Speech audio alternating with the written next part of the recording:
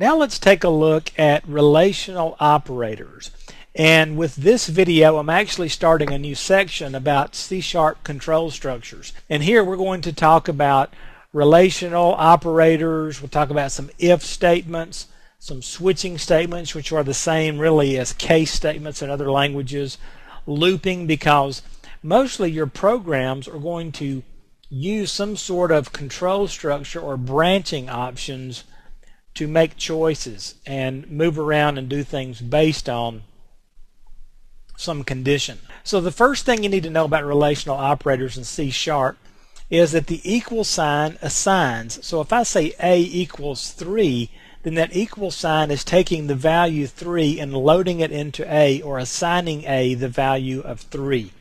Two equal signs are how we check for equality. And I'm also going to use this video as kind of as an excuse, or an opportunity, I guess is a better word, to show you some Boolean values and how to manipulate those in code. And we'll jump into the coding environment in just a few minutes. So equality is two equals, and this returns a true if both sides of the equation are equal. So A equals B will return a true if both A and B equal 3. You'll see that later in code. The exclamation point equal is the way we check for inequality. This returns a true if both sides are not equal. It returns a false if they are equal. Greater than returns a true if the left side is greater than the right. The less than returns true if the left side is less than the right. An easy way to remember this greater than, less than, I learned it, I don't know, second grade, first grade, third grade, I don't know when it was, a long time ago. Whichever number is on the wide side of this is the one that has to be greater than the other side. So I don't know if that helped or if that's as old as anything else you know, but anyway, there you go, no charge. Greater than or equal to simply means it's going to be true, it's going to return a true if the left side is greater than the right or if it's equal to it. And then less than or equal to is going to return a true if the left side, is less than or equal to the right.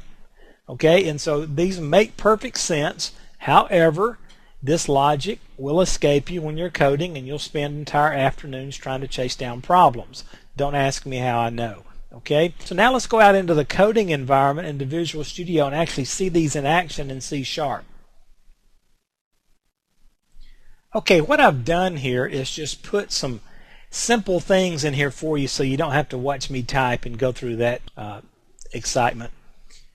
I've created an integer called A, loaded it with 2, created an integer variable called B, loaded it with 2. Then I created a Boolean variable called R, didn't load it. Then I'm going to assign it, remember, with the value that returns when I check for whether A is greater than B. So if A is greater than B, it will return a true and load it into the Boolean R. If it's not greater than B, it'll put a false in there. And then whenever we click on the button, it's going to convert that into a string because it's a Boolean and you can't use it directly, and it's going to show me the results. So A is 2, B is 2. We're going to check to see if A is greater than B. Should return a false. And so I'll kick it off. I click on this, and sure enough, there's our false. Okay. Now, is A equal to B? We will check for an equality condition. This will return true if A and B have the same value. So we'll kick this off, and sure enough, it returns true. I hope that makes sense. And so we can play with these all day long, and I promise you we won't. Let's run this one more time. Is A not equal to B? False. No, they are equal. Well, let's change one of them. Now A and B are not equal, so checking for inequality should be true. And again, be careful with these Booleans because you can really confuse yourself. And like I said, you can spend an afternoon of your life trying to chase down some really bizarre logic errors with these things. Okay, so anyway, that's rational and logical. I'm sorry, not rational. That's relational and logical operators. Okay, now from here we'll jump off and go look at some if statements, some switch statements, some looping, and some other things. So there you go, relational and logical.